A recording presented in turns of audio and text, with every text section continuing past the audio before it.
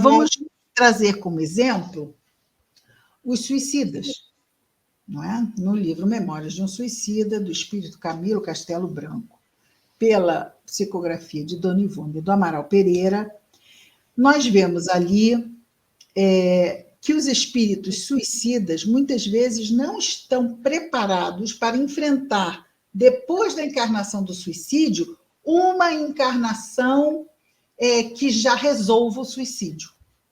Eles estão tão traumatizados que eles não têm condição de ser bem-sucedidos se fosse já a encarnação em que eles vão reparar a má decisão que foi optar pelo suicídio. Então, para eles virem nessa situação, às vezes eles vêm extremamente contidos. Paralisia cerebral, extremamente contidos, porque aquela reencarnação é uma reencarnação de retiro, de repouso, em que eles têm aquilo abafado, porque eles estão sofrendo tanto na colônia para suicidas, pelo que fizeram consigo mesmos, que isto está numa tortura tão grande que a espiritualidade amorosamente os mergulha na carne por um tempo, para que eles tenham um refrigério pelo quê? Pelo esquecimento que a reencarnação promove. Eles precisam dar um break, eles precisam dar um tempo daquela dor insuportável, que é o remorso, a culpa, do que eles fizeram. Então, muitas vezes, eles passam por essas encarnações onde eles são contidos, porque eles precisam simplesmente de um tempo de refazimento. E aí, quando eles desencarnam, eles voltam para a colônia, estão mais refeitos, e aí vão se preparar para reencarnar, agora sim, para reparar o ato do suicídio. Alguns podem perguntar, Cristina, como se repara o ato do suicídio? Enfrentando uma situação muito difícil, sem recorrer ao suicídio. Porque o suicídio é aquela porta de fuga, né? Uma fuga drástica. Então, eles vão vir, e mais ou menos no período em que aconteceu isso, na encarnação, em que eles se suicidaram, eles podem voltar a ter pensamentos de que a vida não está boa, esses pensamentos, porque esta é a provação de enfrentar, só que agora eles não é mais, vamos dizer assim, uma prova de enfrentar dificuldades.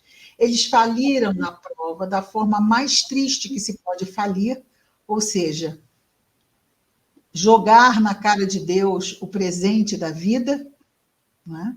E aí eles retornam, vão passar por uma situação muito difícil de novo, onde eles vão pensar, não consigo, e lembrem-se, eu acabei de dizer o quê? Que se nós vivemos uma dificuldade, por maior que nos pareça, nós temos condições de enfrentar e ter êxito nela.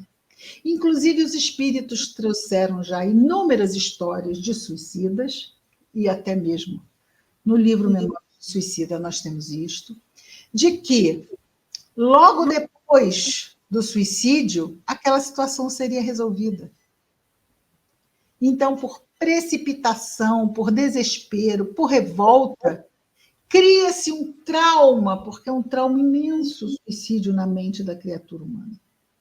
Cria-se um trauma que eles vão levar, no mínimo, eu digo eles, né, qualquer um de nós, espíritos deste mundo, 100 anos para reparar. E aí, você imagina, porque 100 anos aí já entraríamos no suicídio, mas acreditem, é isso. Temos, inclusive, no canal, não temos, Roberta, o Seminário de Memórias de um Suicida?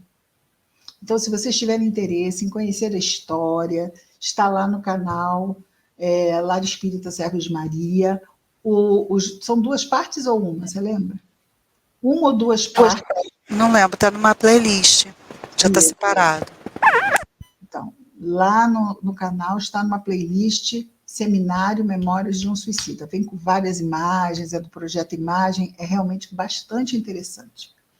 Então, nós passamos, se fosse o caso, né, de qualquer escolha infeliz, nós vamos passar de novo por isto, tá?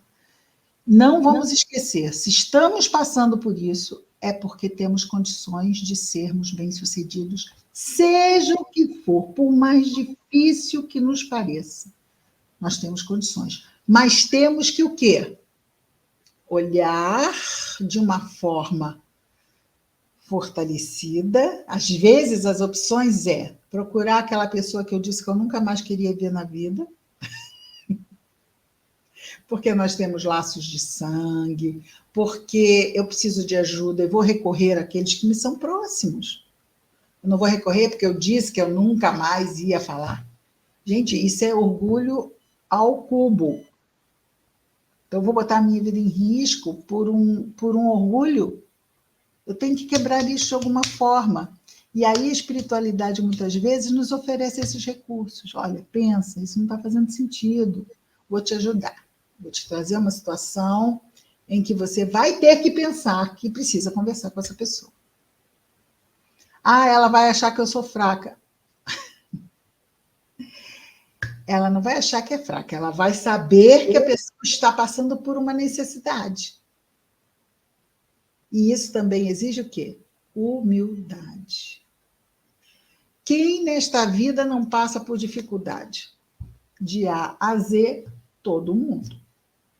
Esse é um mundo de provas e expiações. Elas são, em definição, dificuldades.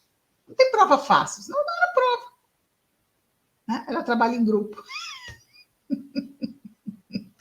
Prova é prova, não tem assim, não pode olhar porque o coleguinha está escrevendo, né? É bem mais assim, é contigo mesmo. Né? É prova em grupo, às vezes, né? A gente pode dar uma escorregada. Mas não, é prova e expiação. Ou seja, é desafio, é dificuldade, e eu posso ser mal-sucedido. Se eu não estiver vigilante e não buscar a oração.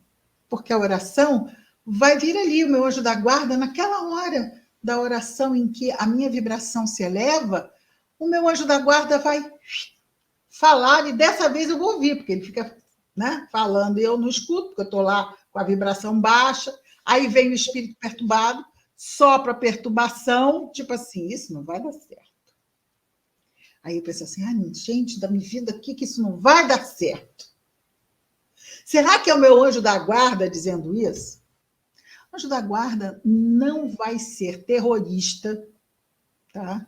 Anjo da guarda não dá má ideia.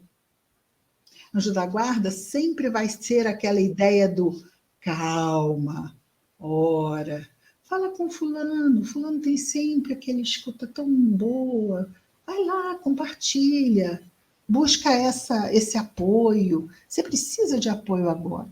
Às vezes me traz uma ideia de uma pessoa que... Aí, se trouxer uma ideia de uma pessoa perturbada, que a gente conhece, não é o anjo da guarda. Vamos orar, vamos entrar em prece. Não é o anjo da guarda.